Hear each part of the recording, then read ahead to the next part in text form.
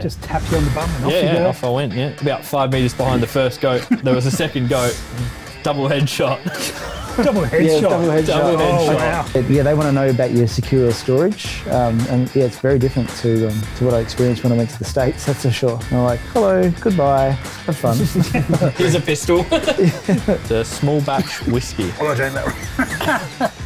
That's why it's called the SpongeBob match. What's with the Fox? It's a celebration, Maxwell, of the Foxtastic Weekend. Oh, excellent. I like it. Shouldn't half of his face be missing, or is that a fox that Maxwell shot at? Speaking of which, we should introduce you, Plushy. Right. Oh, we're started. Right. Yeah, we just... Yeah, we just go here. Is there no intro on this podcast? That was the intro. Wow. Yeah, we just talk about things. Plushy. No, who am I? I'm Simon Plush. Most people know me as Plushy. Some people know me as Angry Plushy. Some people have bought the domain name Angry Plushy. It's true. I've been around. I don't know. I've been around a while, shooting for a long time. Sort of fell into PRS a few years back. Mm-hmm. Back when, well, actually before it was PRS, when it was PRI. Yeah.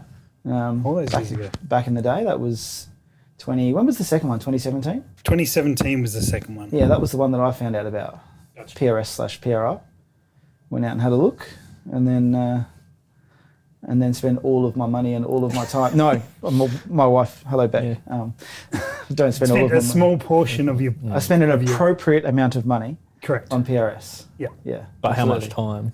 I guess she already knows about the time, so that I can't hide the time. I can't hide the time that I spend on it. I can maybe hide the money. Yeah, smart man.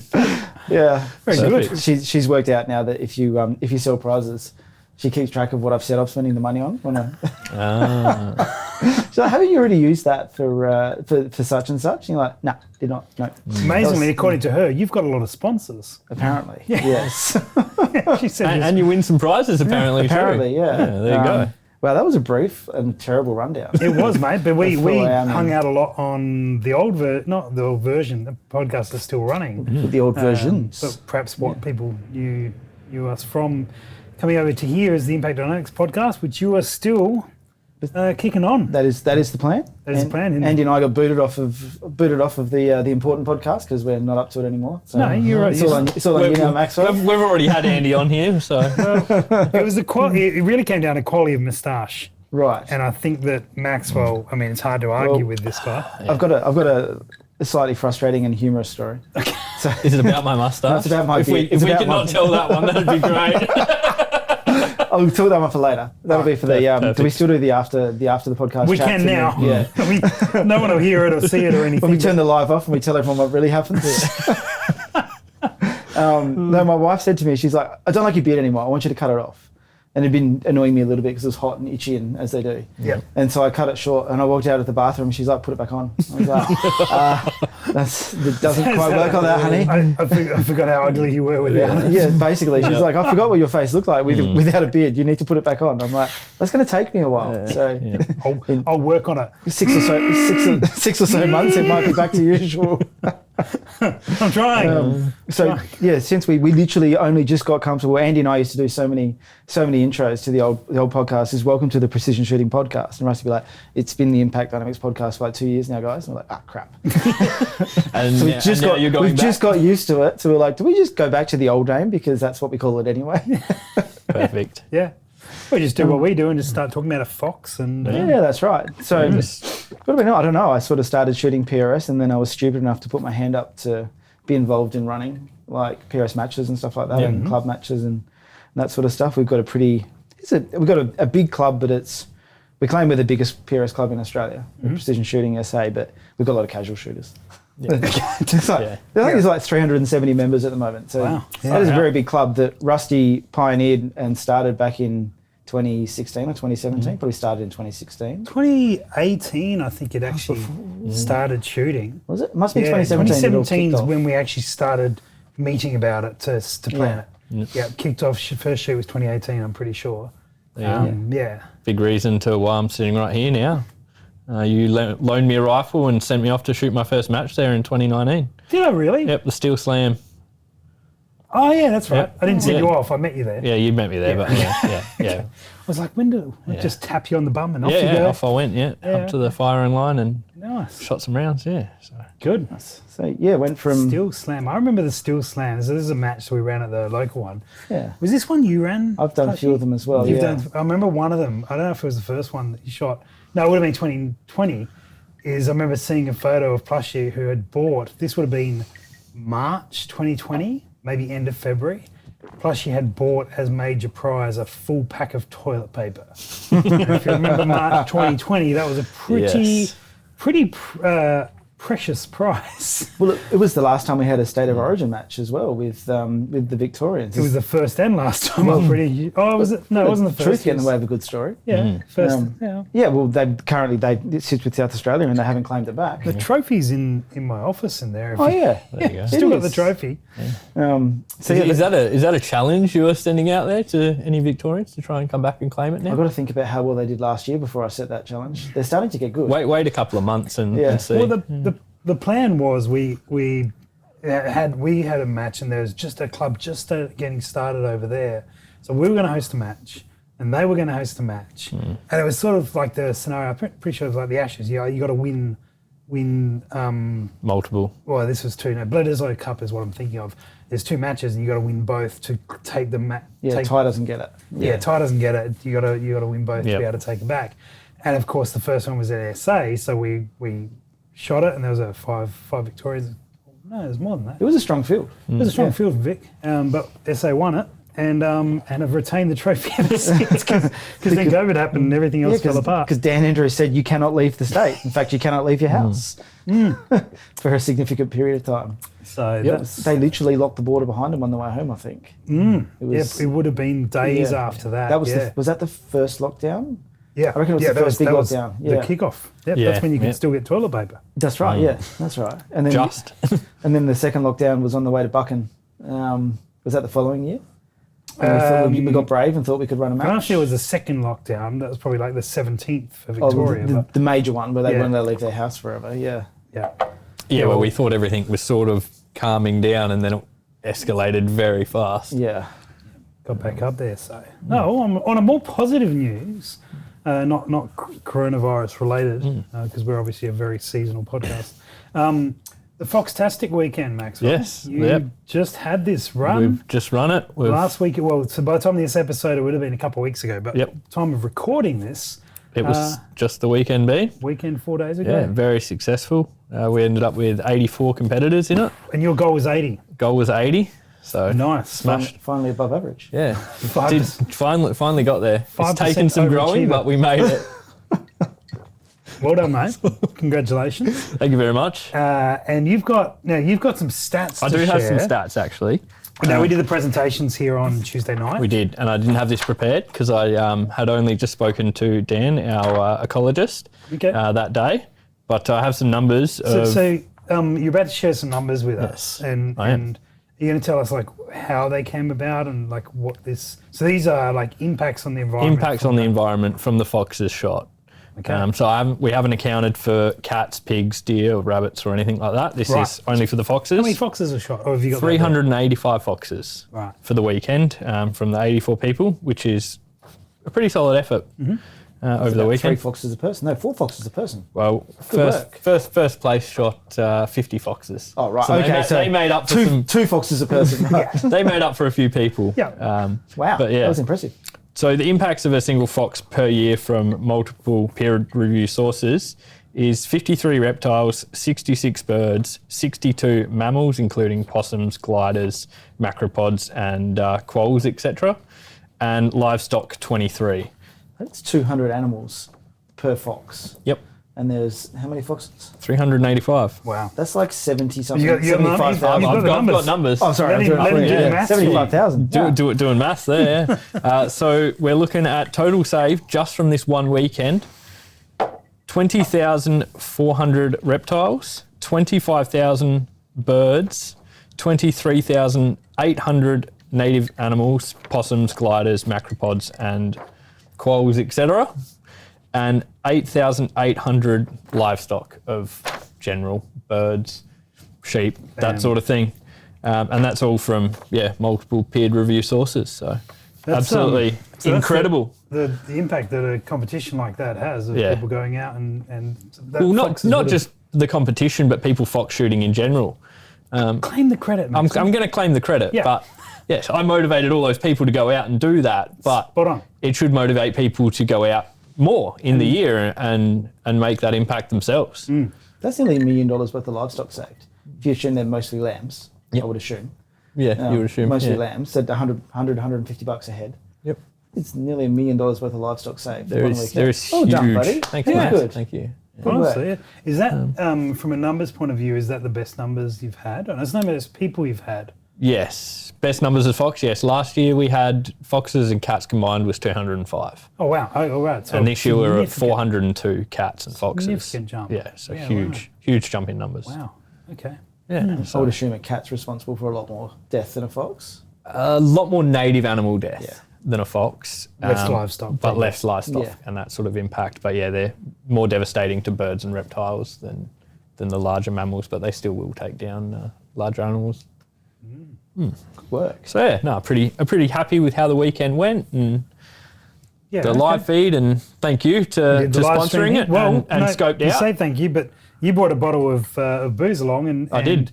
You gave it to me, and now we're drinking it. We are. So it's thank quite you, nice. Maxwell. No problem. Thank you for participating. Yeah. What are we drinking? What was it called? 4 Roses. It's a small batch whiskey. Oh, I drank that right. You're not supposed to not, snort not, it. a Snort very, it, not a very good one, apparently. just drink it, don't snort it. I timed that real bad. Yeah, you did. Yeah.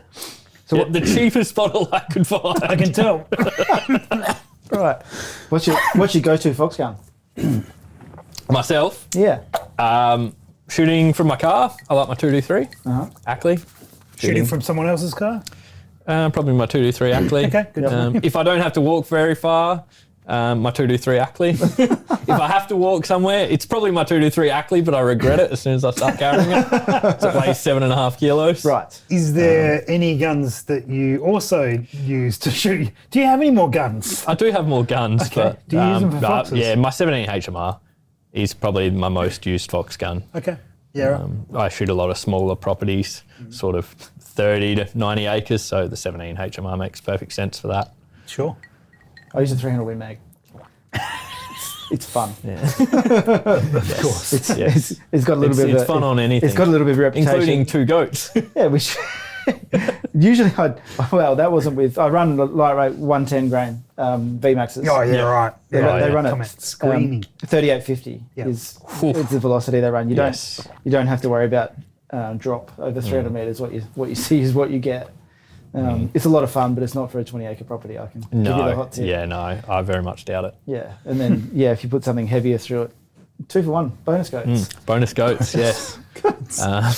We should tell that. That was kind of Yeah, funny, that was a funny. Do you want to tell it or should I tell I don't it? know who should tell it. I'll tell You the tell story. it, right. So we went away for a goat hunting trip, and we were out doing some spotlighting, and there was a couple of goats, and they weren't too far away. Oh, all right. First to shoot it between Tim and Plushy. I think it was a bit of a competition. Tim jumped out, and Plushy's on the window of the car. He gets the shot off, and yep, cool, got the goat. Tim missed out. Excellent. We walk out there, and who else was there? Oh, I can't remember. Timmy, Maddie. Maddie. Maddie was walking around. He's like, who shot the second one? About 5 meters behind the first goat, there was a second goat. And double headshot. Double Yeah, it was headshot. double headshot. Double headshot. Oh, wow. I didn't even know the second goat was behind Yeah. it. We literally were standing there racking our brains, like, who took the second shot? Yeah. Like, Tim, did you take? He's like, I didn't take the second shot. I'm like, I didn't take a second shot. Yeah. Didn't need to. Didn't No, need to. just- Yeah. Unfortunately for the goat behind, he was in the wrong place at the wrong time. Yeah. Just Wow. Okay. that was a good weekend. That was a good weekend. Yeah. Should do it again soon. In fact, I Sounds think like we're it. doing that again in. Oh no, hang on, I can't because I'm going PRSing. Oh, sucks to be you. I think that trip is on in about a Yeah. month. Yeah. How many matches are you shooting this year, Plushy? Yes. I think 11. I think between here and How many bonus matches are you shooting, Plushy? Yes. You've given the wife answer. Now I'm with the boys. This is how many matches I'm shooting. I mean, there's 15 opportunities. yeah.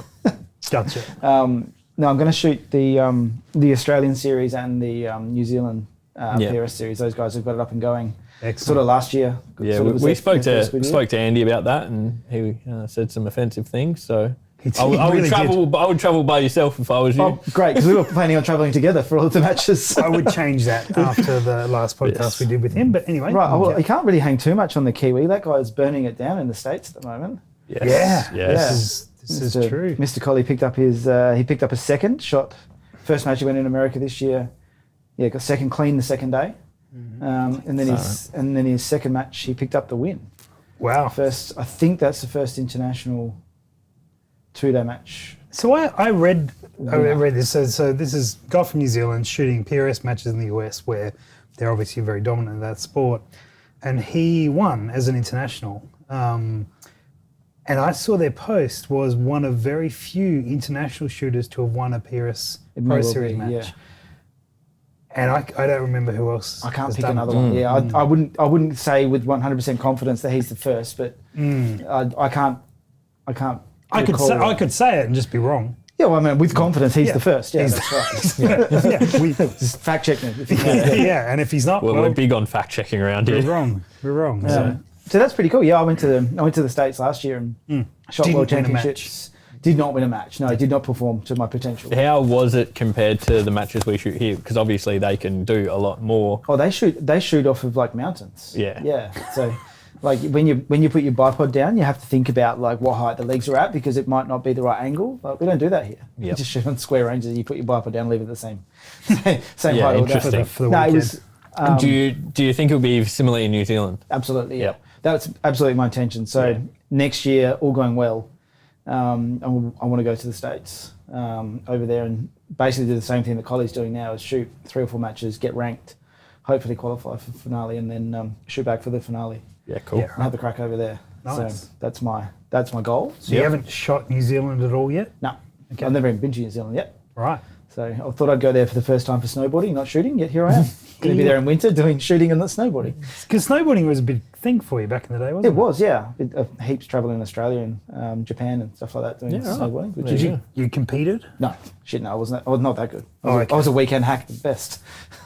Right. At best. So you just liked doing it? So. It was fun, yes. Is this before shooting or around? Yes and no. You were shooting, but just not as seriously. Yeah, not seriously. Yeah, I was probably shooting F-class back then. Yep. Yeah. Japan was fun, actually. Where'd you go to Japan? Niseko, Yeah, right. like powder capital of the world. Yep. Yes. We went to some of the best powder days that just the best powder days I've ever had. The first day I got there, the powder was literally over the top of my head. Like, Wow. it was And you're not a short guy either. No, so. that's right. It was, we had a couple of interesting experiences going to the sake bars, like the ice bars and stuff like that. Oh, And yep. I decided to take a shortcut, which was kind of over the handrail because the road was just over there. And I went down about 3 meters in the snow. My wife was kind of like calling out while I'm like, being Just come away out of crawling through. basically pushing my way through the snow to get to get back out again. That was a good experience actually. Did you go to any teriyaki places? Not teriyaki, teppanyaki. Yes. Yeah? We ate basically like food out of like carts, little food carts on the side of the road. Mm-hmm. The tiny little bars, the teppanyaki bars and stuff like that, where you have like 4 people can sit in there at one time, and if you want to get to the end, like the other 3 people have to get out so you can sit. There's no room to pass. Yeah. Yep. We got some of the best food I've ever eaten. Yeah, It was really? brilliant. Yeah. Was there any bad experiences with the food over there? No, Interesting. we didn't Didn't have try any. hard enough. Yeah. It would be hard to it's hard to mess up fresh fish. Well, as long as you keep it fresh. The fresh bit's the important the bit. fresh bit is key. Yeah. Yeah, that makes sense. You don't go to the specials section when you're doing. Yeah, that makes sense. If Last it's week too sushi. cheap, just pass. Yeah. But no, so that's the plan this year is, if all goes well, 11 matches. Shoot the series here, and there's 2 double points matches where not double points but dual points. So there's a match in Australia that counts for the Australian series and the New Zealand series, and there's a match in New Zealand that counts for the New Zealand series and the Australian series. Right. So that's pretty cool. So I only have So to you go. got 2 matches in New Zealand and the rest in Australia? Yeah. Yep. Yeah. 2 plus the finale. Assuming assuming you make it. Assuming I make it. Yeah. Thanks for the confidence. Good buddy. luck. Good with luck, that. mate. Yeah. So how much have you been practicing? 0. No, it doesn't have. It's not see-through. It doesn't It's work. not see-through. It's going to be doesn't 0. Zero practice. I was going to go shooting this weekend because I felt bad because I haven't done any practice. and then it's gonna be hot. So I was like, nah, So you did some dry fire at home then? no. that's this weekend's job. Perfect. I haven't even put my gun together yet. Filling me with confidence here. Yeah. Now this is pretty stock standard for Plushy, I think, and you guys okay? Yeah, but actually, having said that, for the first match of this season, I haven't changed anything this year. Ah. So I'm not building my gun on the practice day of the match and do low dev. So this is new for me. That's a big thing. This is new territory, yeah. So I'm actually just going to take the load that shot in the last match last year.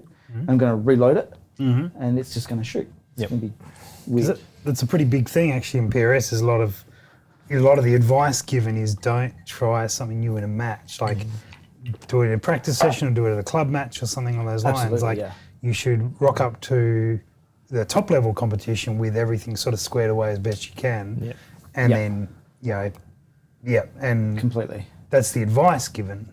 It's not necessarily what I've seen done very often. No. Yeah, it doesn't happen very often. Did you not know that you can buy points? If you just spend all of your money on the best gear and then don't know how to use any of it and just take it to a match and use it on the clock, you get heaps of points. That's how you shoot foxes as well. Yeah? Yeah. Cool. Spend money on gear, shoot more foxes. I've heard it's how it works, yeah. That's worked out real well for James and Declan. I took them out for the Foxtastic Weekend, and James came up and I was like, here's a part I got sent, put it on your gun, I'm filming a video. Yep. We had a couple of misses, but they did pull off a 330 metre shot through a thermal. I didn't put an SD card in there, so there was no recording of that. Stitched up. Yeah, I know. proof. No proof, but they did do it. I was there, I witnessed it. How was the pod? Yeah, good. From their point of view, Yeah, okay. they liked it. And What about the Fox's point of view? I don't think they liked it very much. Yeah, feedback was hard to obtain on that one. Right, okay. Yeah, but they were a bit quiet. Do you know which one they had?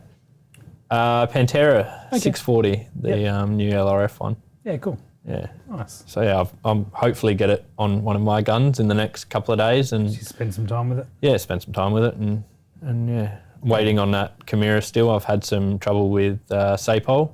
Okay. Yes. Getting your paperwork done? Yes, I've had to apply for a film armourer's permit, Yeah, right.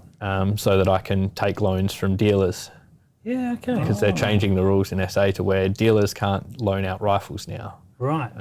Or things have happened and dealers aren't willing to loan out rifles. So yeah, going through that process and hopefully have it sorted soon. So as a film armourer, you're able to take stuff on loan without, Yep. I guess, booking into Yeah, your own books? yeah, I can book it into my own books as a demo, Okay. and take it out and shoot But it. you wouldn't be a dealer. Wouldn't be a dealer, can't no. sell and it's trade. it's a category 12 miscellaneous. Oh, interesting. Yes. Yeah, okay. Right. So we'll see how that goes. That's the plan at this stage anyway. That's what I've been told I need to do. So I've applied for it. Yep. And I'm sure they'll tell me different. Tell you something else? Yeah, but find out. we'll work it out. So yeah, hopefully soon I'll be able to play with the 223 I was meant to have for the Foxtastic Weekend. Good times. Yes, but yeah. So from their point of view, trying new gear on a new night, probably not the greatest idea, but they did it and they were semi-successful.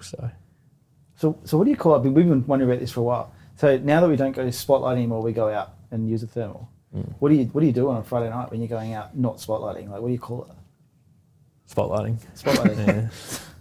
The name retains. The name retains. Like, still call it it's an spotlighting, iconic name. You can't take away. You can't just retire the name. Yeah, you Right. can't. Generally, you take a spotlight anyway, and when you're walking up to something, you turn the spotlight on. So, yeah. You do things different to us. How do you see things in the dark? Do you not just use your thermal? Yes, but you also need a torch when you get to it. It's pitch black. It can't be like. Well, that's more like headlighting. Yeah, that too. It's not the first time you've done that, mate. What, headlighting? Whatever that was. Whatever that was. Go and look at that fox real close. Yeah, real close. Yeah, I mean, there's plenty of activities called their archaic names that That's we right, don't do anymore. But Yeah, I don't still know call what it- you would call it other than spotlighting. Thermaling. Yeah. Thermaling just doesn't. Thermaling doesn't quite have a Thermaling ring doesn't. to it, does it? It doesn't have a ring. it doesn't quite suit it, does it? Yeah. No, spotlighting without a spotlight. Yep. Yeah, okay. What is that? Yeah, spotlighting without a spotlight. You're asking the tough questions, Plushy. Yeah. there really is, breaking glad it you had me down. on, yeah. Well, throwing back to you then, tough questions. You go to New Zealand potentially 3 times a year this year if you're good enough. Yep. Hunting at all on the cards? I haven't definitely not the first time. Yep. It's a in and out Scouting quick trip. stop. Yeah, Yep. scouting trip, that's it. Fun fact, do you have to apply for a firearms license to take a gun to New Zealand? They don't just let you bring it in. You have to, it takes like 4 months and you have to do a test. Right. Yeah, Really? you have to do the firearms Like test. a legit firearms Yeah, it's license? like a temporary firearms license. Once I've you've got to got look it. this up because I got to do it. Yeah, okay. Once you've got it. Every time you go back, you have to Every time. Every time you go back, you got to redo it. So I have to apply for 3 firearms licenses. So Wow. how close are the times you're going together? One of them's like 2 months, and then it'll be 3 months or something. So like that. you've got to do them both before you leave for the first trip. Yeah, it takes you 4 months to get the. See, they reckon allow 4 months to get the license. So I've already applied for the first one. I need to do the second one soon. That's interesting. So I'm going to be pretty good at the license test. And the licenses are based on dates? Yeah, for the date you're in the country. Can you give them the first date and then the second? No? No. Yeah, so They, if you leave they the want to country- know about your secure storage. Okay. And yeah, it's very different to what I experienced when I went to the States, that's for sure. Mm-hmm. I'm like, hello, goodbye, have fun. Here's a pistol. It's, Yeah. Well, that if was you land in Dallas, that's... Yeah. Well, actually, funny you should say that because Andy and I were there. We were curious. We were like, so if we wanted to buy a handgun, because you're supposed to have background checks to have a handgun, we're like, what place would be the best place to buy a handgun without doing the background checks and then not get in trouble? And they're like, looked at us a bit funny. We're like, we don't want to do it. We just want to know, like, is it possible? And they're like, and then if you wanted to carry it. And they're like, well, if you're going to do it, Texas is the best place to do it because you don't need an open carry permit in Texas. You can just open carry once you're approved. Yep. So they're like, if you just got a handgun, I don't know, somehow, and then open carried it in Texas, no you'd one's be going to question you. Yeah, highly unlikely that anyone question you because everyone does it, but a lot of people do it, and you don't have to have a special permit, so you're not inviting trouble. We're like, right. So we sort of asked around at a couple of gun shops when we were in Texas, and they were like, yeah, we'll sell you a pistol. We're like, okay. So how many pistols do you now own in America? None. Beck, stop listening. Yeah, none. No, ATF, I don't own any. No. Gotcha. Zero. No, we were just Zero. curious as Yeah. if it could No, be that's- done. yeah, And that's it very turns out it can be done. Yeah. This is the same place you could shoot a minigun. Yeah, that is true. Yeah. It was $750 to shoot a minigun for I think 100 rounds. How many right. times did you do it? None actually. It was like $750 US, so it was about $1,000 Ooh, yeah, $1,000 okay. plus Yep. Australian, Plus, more than that. yeah. Yeah, plus, $1,150, yeah. $1,200. Yeah, right. We're Yeah, like, right. even splitting it, like if you're a bit wrong on the trigger, you're like, Yeah. oh, sorry, Oh. Andy, I had your turn. Oh, Oh, sorry, mate. yeah. You've got 2 rounds left, buddy. Yeah, so we were pretty lucky we got to use some ARs Was that and like in a range, like just a range stuff. somewhere? Yeah, that's an indoor That range. side of the An road. indoor range. Yeah. Yeah. Well, I assume it's a range, but I'm like, is it like just in the middle of nowhere or Yeah, just indoor range. indoor range? Yeah. In a town or? Yeah, there's multiple indoor ranges in every town. Yeah. Oh, yeah. Yes, Yeah, I'm absolutely, I'm yeah. sure there is. I just didn't imagine them having miniguns. Well, when That most of them have Miniguns. got some sort of what we call a Cat D, Yeah. like full auto, Full. Yeah. full auto ARs and stuff like that, Yeah. which is pretty cool. Yeah. Right. when- first yeah. time we went to SHOT 2017, we spent the week at SHOT, and then after, I think on a Saturday afterwards, one of the guys was like, oh, do you want to go for a shoot? And we're like, yeah, of course we do. And so he's like, all right, jumped in his truck, drove out, got, I've forgotten the name of it, but the burger joint that they'll come out on roller skates Oh, and deliver your Yeah, food yeah, and do all the yeah. things anyway. Sonic Burger. Anyway, we drove out just some road and we're like, oh, where are we going? He's like, that looks good. Pulled off the side of the road, got the guns out, started shooting. Just in the desert. Just in the desert, yep, Perfect. on the side of the highway. That was BLM land was- is a thing, yeah. Yeah. pretty much it. Yeah, we did that. We were working out. So we were trying to work out. So you can buy tannerite Yeah. in a lot of states in America, and we worked out where you could buy tannerite from. And then where we were staying, it was fire danger season, and so you weren't allowed to shoot explode tannerite during fire danger season. And we're like, oh, I wonder what could go wrong. We looked up and we're like, yeah, no, there's a lot of things that can go wrong. There's proper penalties for doing that. Yeah. We're like, Let's not do that. Yeah, let's not do that. So next time we go back, if it's not summer, we're absolutely going to buy some tannerite and explode some tannerite. Where are you going to find the fridge to put it in though? On the Seems si- to be a on the common side of the thing. road. Yeah, just make giant hand grenades. So going to New Zealand, you need a license. You have to do the firearms test. Their questions are very different to our questions. Yeah, right. Like one of them was, I remember one of the questions I got wrong was, when is it appropriate to load your firearm? I was like, one of the answers is like when you're looking at the target or the animal that you're trying to shoot. I'm like, well, that's pretty common sense. Tick. Wrong. It's like when you enter the hunting area, I think it was okay to load. And you're like, okay, cool. Is that talking about loading a magazine or actually like chambering around? Loading the magazine. Yeah. Yes. Yeah. So right. terminology and those sorts of things. So it was an interesting one. I actually had to read the information. Otherwise, there was a few questions there to catch you out. A little bit different. But in saying that, like what you said is technically correct as well. So. Well, having said that, I mean, if you're out hunting for on a shit-tail hunt or something like that, or what are those, tar or something like that? Chamois. Chamois, one of those. You're probably going to have one in the chamber with the safety on, and not miss the tar of a lifetime. I think a lot of people depends on where you're hunting it. Like from what I've seen, most tar hunting's fairly long range, but I guess there is areas where you would do it. Yeah, if you're in a sort of a scrubby sort of place where you're going to depending on time of year as well, I think. Yeah, I need to do a lot more research before the hunting moon. Yep. Yeah. Okay. So is there going to be some hunting at all? I'm thinking. Well, I've got two choices. So I'm either going to take the family back for the finale and spend a bit of time and have a bit of a look around. Yep. Or do a hunting trip. Not sure. When's finale? September, I think. Yep. I haven't looked at what hunting is like in September, but I'll be there in November. I also have not looked. Yeah. Right. We'll find out. Yeah, we will. Yeah. Okay. So very much looking forward to that. We didn't make it to South Island, unfortunately. Both matches that we're going to during the year and the finale, I think, are all in North Island. Yep.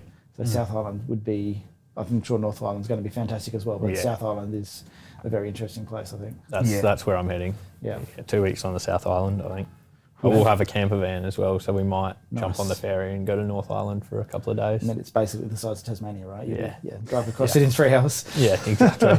Although the first match is 4 hours away from the airport. Like, I didn't know you could go 4 hours from the airport in New Zealand and not be in the water. What you don't know, Plushy, is the first match is underwater. Yeah. Right. Okay. Yeah. The first match is in Tahiti. Right. That's why it's called the SpongeBob match. Collie would make a good SpongeBob. Yeah. Okay. I thought we were trying not to offend anyone tonight. Oh, individuals is fine. Oh, Okay. Countries, right. Countries and people. All right. Yeah. That's right. You can offend an individual if you choose to. Okay, perfect. Maxwell. Not a problem. That was that's how it offending works. me. Yeah. Speaking of you, Plushy, we throw this question to all our guests, and the question is: picture the scenario. You're out on a hunting trip, right? It's been a long day, nice hot. We'll go with cold day. It's been a cool day. He's out in the New Zealand mountains. In the New Zealand mountains, right? Finish your day hunting. Come back to your hut you're staying in. Put the gun away, right? You walk up to the bar. Has anything you want in it. What are you grabbing first?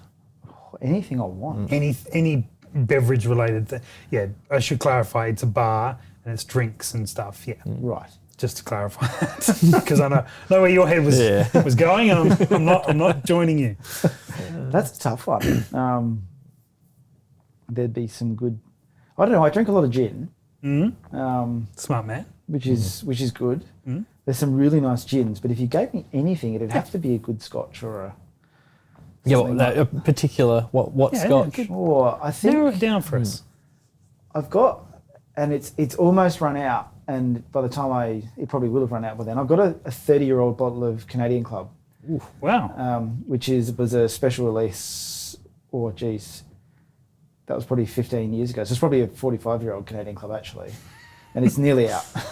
Yeah, wow. You just mix that up with a bit of dry and make a CC and dry. Why not? Yeah, if that's what makes you happy, that's what you should do. Yeah. That'd be right up there on the list. That's that's nice. It's very 45-year-old Canadian Club. And dry. Yeah, pre-tariffs. And dry. Yeah. And dry. Gotcha. Yeah. Very nice. There'd have to be other nice things. Oh, well, flip it around then.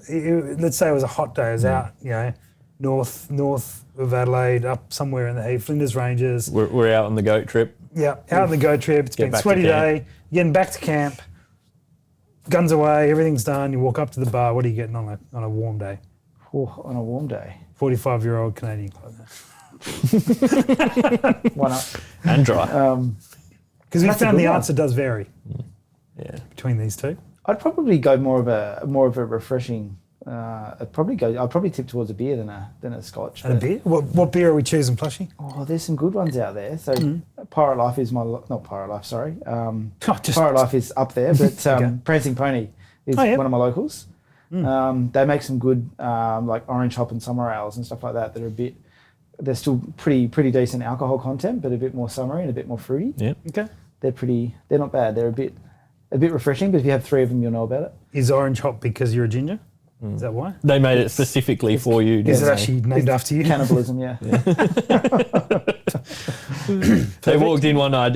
You walked in one day, and they were just like, "We've got an idea." Oh dear. Yeah, that'd be up there. If you, I don't know. I'm not particularly fussy when it comes to alcohol, to be honest. Cool. Like I've got Says the fussiest person so far. Everyone else has just been like this. Yeah, you've taken all the time to think about it. right. Oh, okay. So what we're planning, Maxwell, of course, once we get to episode 10, we're going to take everyone's answers, and that's going to be the episode we just drink them all. Oh, perfect. We invite everyone back and just No, just us. oh, just us. I just good work. geez. That'd be a good episode. By the end Roll of up a couple of swags it. here. Good, We'll be good luck right. finding a 30-year-old bottle of Canadian Club. We know where one is. So Yeah, there's a little bit left. Yeah.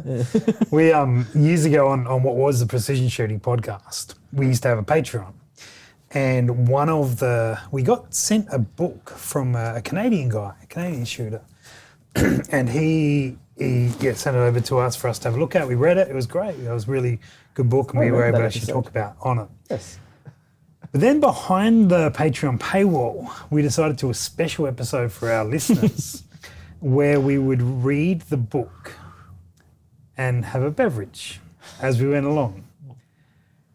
And we had several beverages as we went along, to the point where we decided the best way to read the book, this is 3 of us, so myself and Greg and Andrew, yep. would read a word each as we went through the sentence.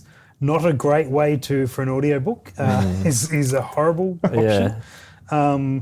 The first hour was, you could listen to it and get an understanding of what the book says. Yeah. The second hour was okay, so I picked up the themes we were talking about. The last hour I don't remember, apart from waking up the next morning and looking at my phone going, oh, I got the guy's Ubers home. Good on me. That was responsible. Yeah, it was, And that third hour is now used for torture in a country that I won't name. several countries, actually. It's a standard. It's a standard, standard Yeah. mode of torture. That was, Excellent. so I do not recommend trying what we've just talked about trying for a special episode, because it did not go well. It did not go well. Could imagine. So, yeah, right. yeah, well, and we were talking about doing the audiobook version of that book for this guy, and that never talked about it after that. He listened to the episode and he's like, no, not for me. Yes. No way. No way. That was, I don't remember what we were drinking. Rum, probably. Rum. Yeah. That's all. Surprised it didn't end in a fist fight. Must have been some high quality rum. It was some high quality rum. Of course. Of course. We love our good rum around here. Nothing wrong with that. I was about to make a pun, but it didn't work out. Didn't Pun with rum. Yeah. pun with rum. Did not Did work not work out. out. Yeah. So I was going to ask you, Plushy, I've asked you this before, but this would have been on other channels. What did you shoot first? What was your introduction to shooting? I used to shoot on the farm when I was a kid. Right. So, this is responsible to say. Maybe. Dad used to Dad give us an air rifle and stuff like that, and then Yep. school holidays and stuff, he'd kind of let you loose and go out and have fun. Here's a packet of pellets and Yep. stuff like that. And Yeah. Off got you into go. it and off to the 22 and that sort of stuff. And back in the good old days where we were trustworthy, we were not trustworthy. Yes. Yep. Absolutely But you not got through it. trustworthy. No, Yeah, yeah. we survived. Nobody You got made it shot. out. There was a couple of close calls. That's good. That's A couple of very close calls, but nobody got shot. So back on the farm when I was a kid. and Yeah, then- right. You've been in SA or? Yeah, Yeah, okay. just a small farm. Yeah, up in the hills. Yeah. And then kind of went away for it and come back to it. A friend of mine took us out. He shot metallic silhouette with 22. Yep. I was like, this seems okay. Yep. Thought that was all right, and then got the gun license. Rifle or handgun? and, handgun. It was Sorry, not handgun. What am I saying? Rifle. Rifle. Completely Yep. wrong. Yeah. Did that, went and got my license, and then got the long range bug and shot F class pretty much straight away. Gotcha. And then did that for a bit. What was your favourite calibre for the F class? 7mm 284. Yep. Was pretty much A standard at the time. Yeah, it was kind of, you went out and you're like, what are all the good guys using? Like everyone was using that. Yeah. You're like, that'll do. And then next year it changed. No, F It's been a popular one for a long F time. classes are not quite like PRS where it's every... the new gear. jumping isn't around a always- lot. There's definitely guys that chase calibers, but Yeah. I think the 7mm stuff's very popular still. There's probably an element of it where F class been around a long time, and so that I'm sure in the early days it was just caliber hopping Oh for a yeah, long time. absolutely, yeah. And PRS has been the same. I mean, we all started on the PRIs. The first year, the majority was 300 Win mags, and then the second year, it was still the majority was 30 cals of some version, but the 6.5s were starting to creep up. Yeah. It was back in 2017. Then now you don't see a 30 cal. You haven't seen a 30 cal at PRS matches for generally speaking. It came back in because of the tactical. Because the tactical. That's right. Yeah, but But only for that one class. Yeah, that's right. Yeah. No one else is Nobody chasing runs that. a 308 for more than one match, and then they come back with something else. and so I suspect, and I know the history of F class very well, but I'm sure there was a lot of that sort of deciding as things went along. I think so, but I think that one of the big differences, with F class is you don't recall isn't a problem because Gotcha. you don't need to spot on the target where you've hit or missed. The target goes down and they put a spotter, like a marker in where you've hit, and it goes back up and you can see. Yeah. So that doesn't matter. And it's F class is a lot more win calling. It's a win calling game. Yep. Over PRS, which there's a lot more to PRS, like a lot more benefits to be had from changing gear and things like that. Whereas the F class, once you got your rest and you're resting your rear bag and your rifle set up pretty well, doesn't really matter what the caliber is a lot. You're getting very small efficiencies in going from a 7mm 284 to a 7mm Shaheen or something like that, or for the shorter matches they run a 6BR or a Dasher or something like that. There's a little bit of that goes on, but somebody that knows how to drive one caliber very well is just as competitive as someone that's got a short range gun, a middle range gun, and a long range gun. Yeah, okay.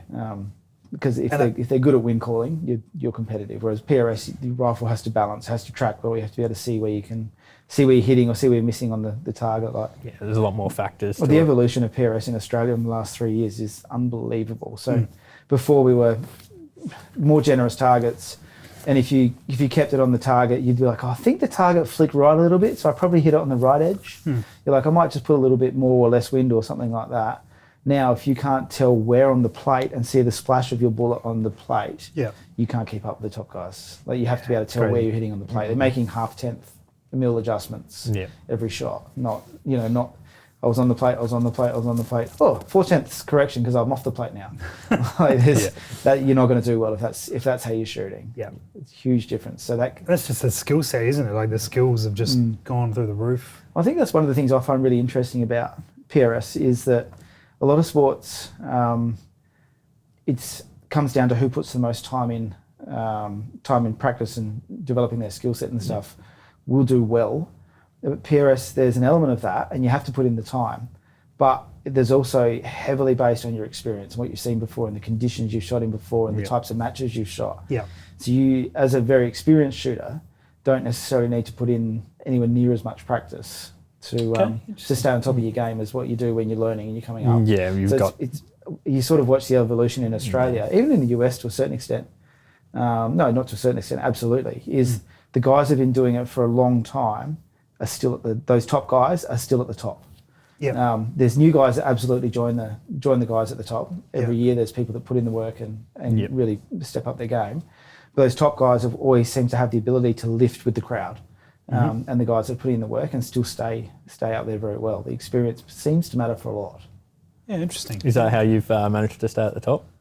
Just years and years of experience of shooting? Yeah, absolutely. Well, you had practice. Yeah. You had a big element when you came into the sport that you cited from F class of the wind calling. You were one of the best wind callers in the field of PRS guys, certainly early days, because it's not a skill that had. There were so many other skills that guys who took up shooting with PRS had to develop, and you had one sort of in the bank that was pretty solid. Yeah, my favourite place to shoot on our home range is on the left-hand side of the range on a Saturday afternoon when the F-class guys are shooting. So they've got flags all the way down the left-hand side of the range, and they'll do like, we always put troop lines down there. Yeah. And I was like, how did you see what was going on with the wind down there? You're like, I don't know. I just saw the wind change, you know, like I was looking at the flag. There's a blade of grass just in front of me I was watching. Yeah, I watched the mirage the entire time, and I saw it do a little swirl and go the other way. No, the flag was blowing the other way when I took that shot. So. Makes sense. Yeah. I think there's a real element. There's a very big difference between those two sports. Yeah, for sure. Like F-class is a reloading / wing calling competition. PRS How much does reloading play a role in PRS? In Australia, a lot, I think. Okay.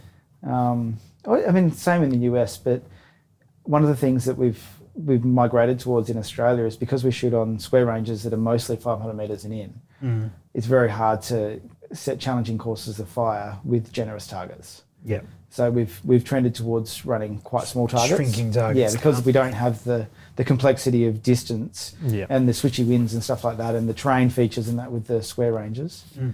So I think you'll find most of the guys that are right at the pointy end of PRS in Australia got guns that shoot quarter MOA or better.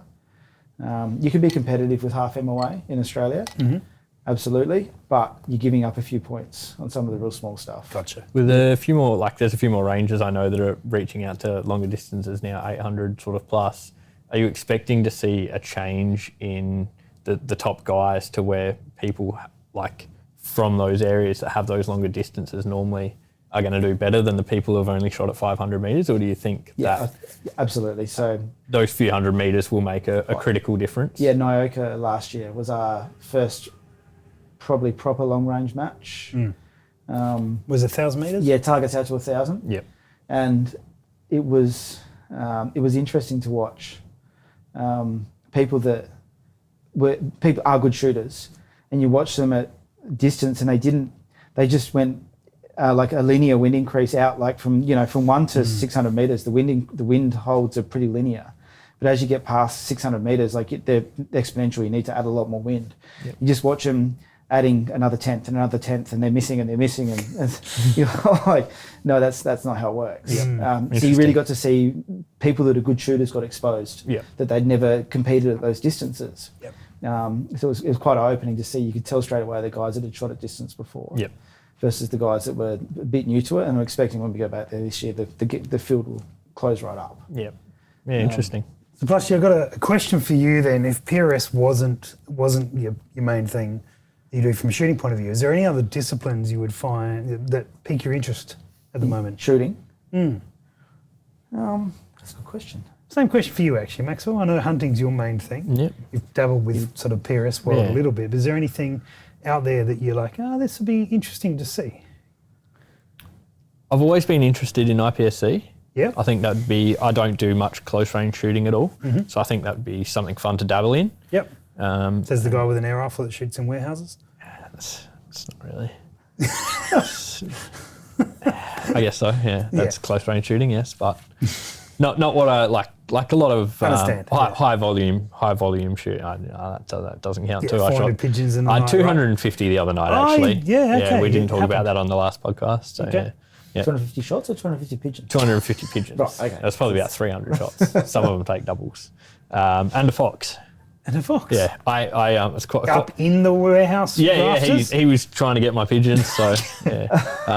I said what I was going to do. I packed my 17 HMR and I got there and I opened up my ammo tin and I got my pellets out, and then I was like, that packet of HMR ammo is empty that I'd left in there, and there was one round just loose in my ammo tin and I managed to make it count. So. You did? Good work. Yeah, right. Yep. Wow. Yep. Okay. The one fox I saw, the other was on the other side of the fence, so that was good. So IPSC? Yeah, IPSC would be something that I would look to dabble into. I don't think I will. Yeah. Just cost wise, it's a lot of outlay for things I already have invested in with the hunting and contract shooting and that sort of thing. I have a lot of money tied up in that, so maybe one day. Maybe one day. Okay. Interesting. I don't know, actually. Well, I sort of do 3-gun. If it existed in Australia, I'd absolutely. Yep. Yeah, I okay. think I'd be into that. Yeah. That's pretty cool, which is kind of like IPSC. Yeah, in that's a way. yeah. But yeah. And I think if I wasn't, to be honest, if I wasn't into PRS, I reckon I'd be into off-road racing. Yeah, right. Okay. Which is completely non-gun Off-road related. racing? Yeah. Yeah. Off-road racing's caught my interest. What? Describe that. Yeah. Give us Or more like, about, we're talking like Fink. Like, Yep. yeah. Okay. You're talking like, well, not that Trophy truck, yeah, like, buggy. I'd love to be able to afford a trophy truck, but But- yeah, like a buggy, like yeah. a Polaris RZR or something like that, with all the mods and. I was watching the Race of Champions the other day in Sydney, and they had those Polaris buggies there. Those things were wild. Yeah. Yeah. They In were. fact, I mean, they were hugely tall. Yeah. Um, Oh, they put like Yeah. extra wheelbase, like extra long trailing arms and stuff like that, and they You can really build them up. completely change them. wow. But the buggies are probably an affordable way to get in. They got like a turbo 2-liter in them or something like that, and they're semi affordable because a trophy truck is like the cost of a house, and Wow. then like a couple $100,000 a year in running costs. Like they're, For the 3 races that you yeah, get to do. they're very expensive. If you don't So- roll it. Yeah, that's right. Or blow the engine, or blow Yeah. the diff, or blow any of the other things. Yep. Or, yeah, Wow. Okay. they're super expensive. So But yeah, when's the track being built? Well, it's been discussed. It's been discussed at length. Yep. Okay. We've got a farm ute up we've got a property up at Morgan that's get away to. Yeah. So there's a farm ute up there now. There's farm ute, yeah. half the property has been cleared and half it's scrub. So it's sort of half there's 500 acres up there that we really haven't been into. So Yeah. getting into it now and sort of starting to cut open a track. Oh, excellent. Now the farm ute's there and not scratching up the good, Yeah, good not scratch- cars. Yeah, well, I mean, my Raptor is not approved for the scrub. That's a fair call. Yeah, it's weird. Nice, mate. So, but if you're forced to choose a shooting one, what is there anything that sparked your interest as a conceptual idea? Probably ELR. ELR. Yeah, ELR is not that it's necessarily competition in Australia for ELR. There's a little bit. It Doesn't have to be in Australia. Yeah. Bit ELR, of a private competition between a few people. Well, you could sell your trophy truck and afford some overseas travel. So there is that. Yeah.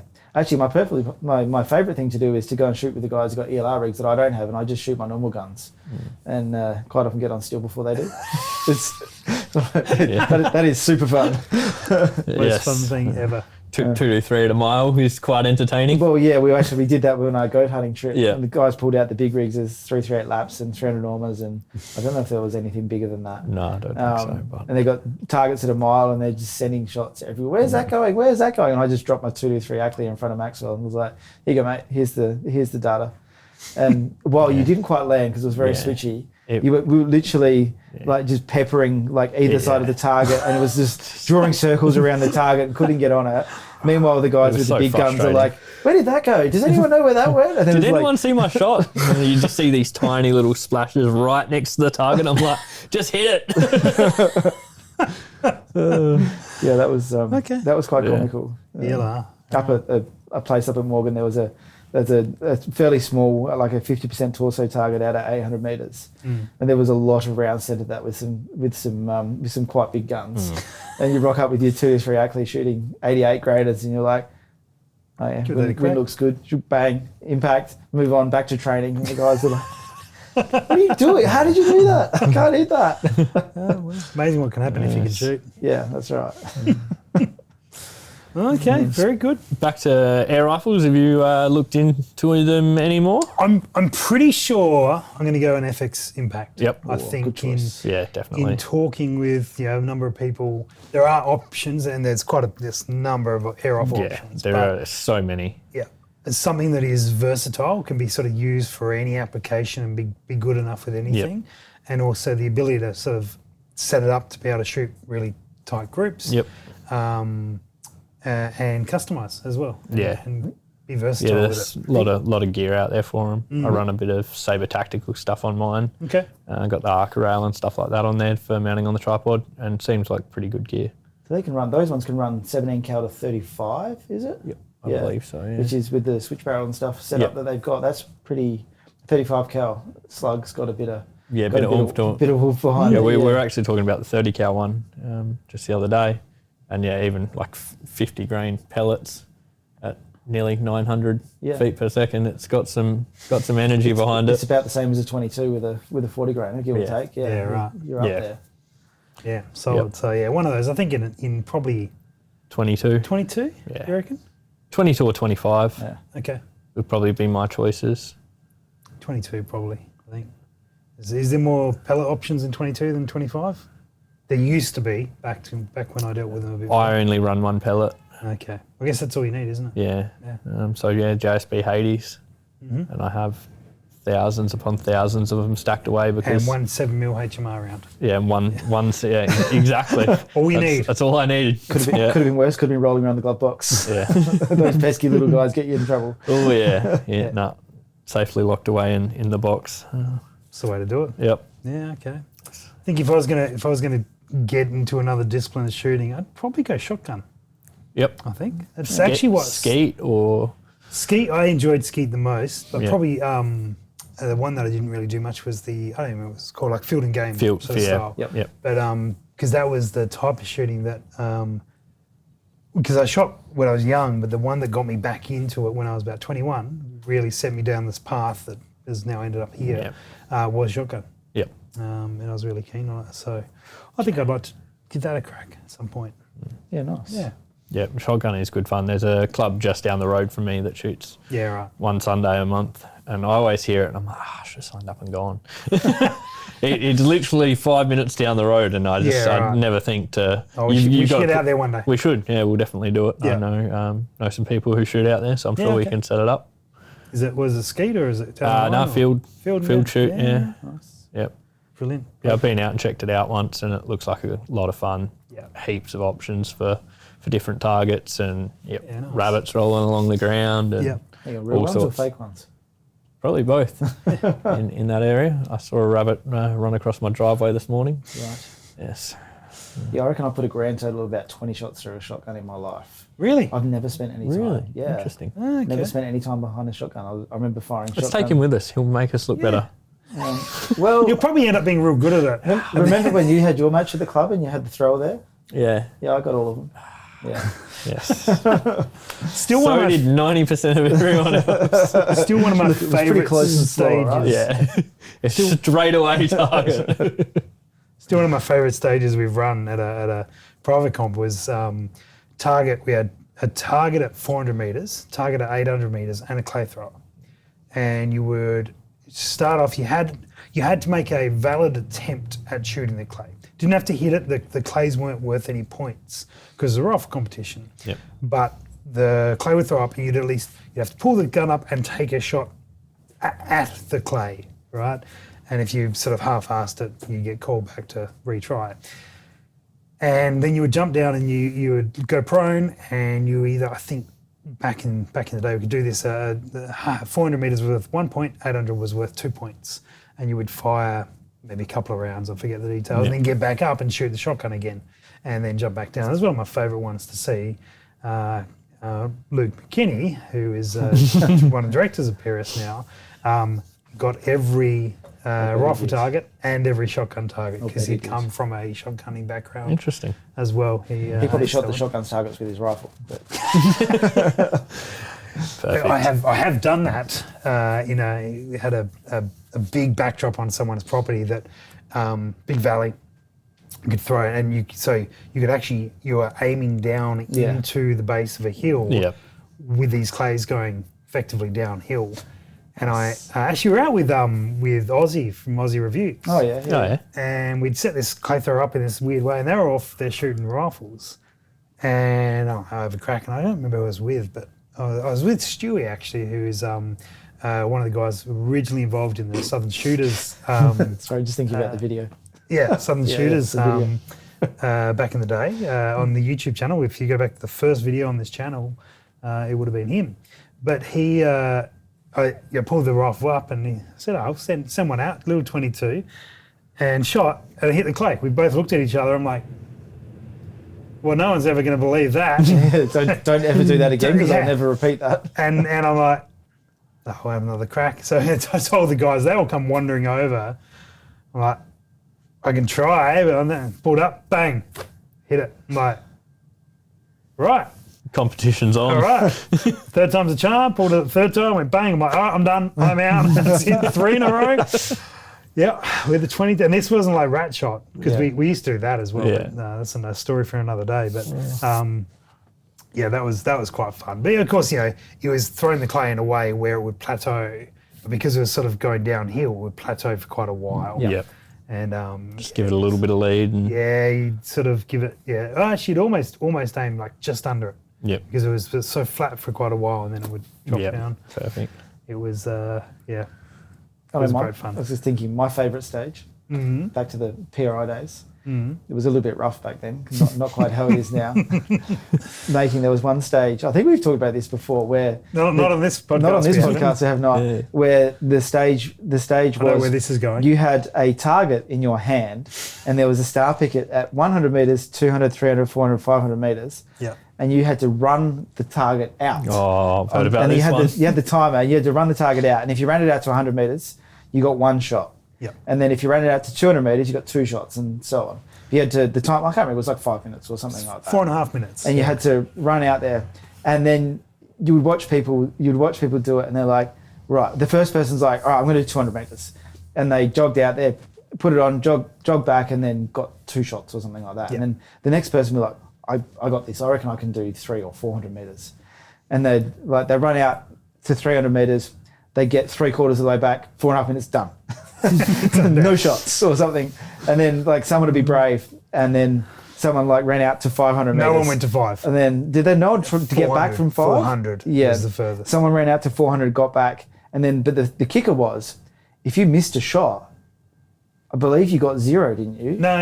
You each shot was worth 3 points. 3 points. So it's quite stacked in terms of you were rewarded quite significantly for getting it on. But I remember the guys that ran to 300 metres and 400 metres would come back, and they'd be breathing so heavy that they'd run so far, and they just didn't get any shots. They didn't hit anything. And then there's people that just walked out to 200 metres and come back and got 2 impacts and did quite well. One of the guys, I think maybe he did 500. I don't think anyone actually did 500. I think one guy did 4.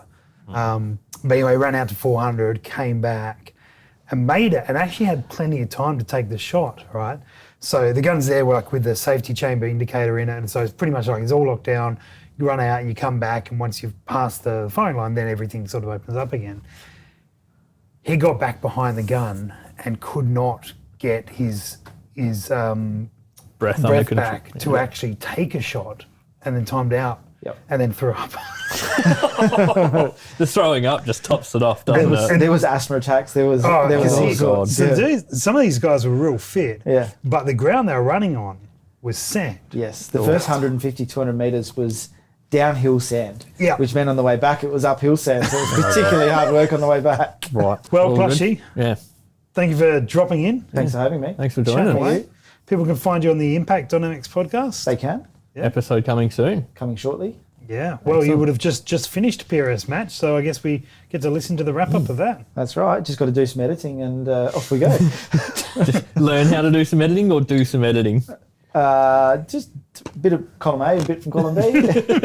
Have to you got to listen to yourself talk on podcasts. Usually we make Josh do that. It's hard work now. It's tough. Yeah, it's tough. It is tough. Yeah. Maybe we'll just put out 8 hours of dribble. Spot on. Yeah, people will really enjoy that. If that's the title, I won't listen. 8 hours of dribble. I think we've got our first podcast. Just reference everyone back to this one so that they know what you're talking about. Andy, take notes. 8 hours of dribble. Perfect. Andy's not watching this. Thanks, guys, for watching. We will catch you in the next episode. Bye.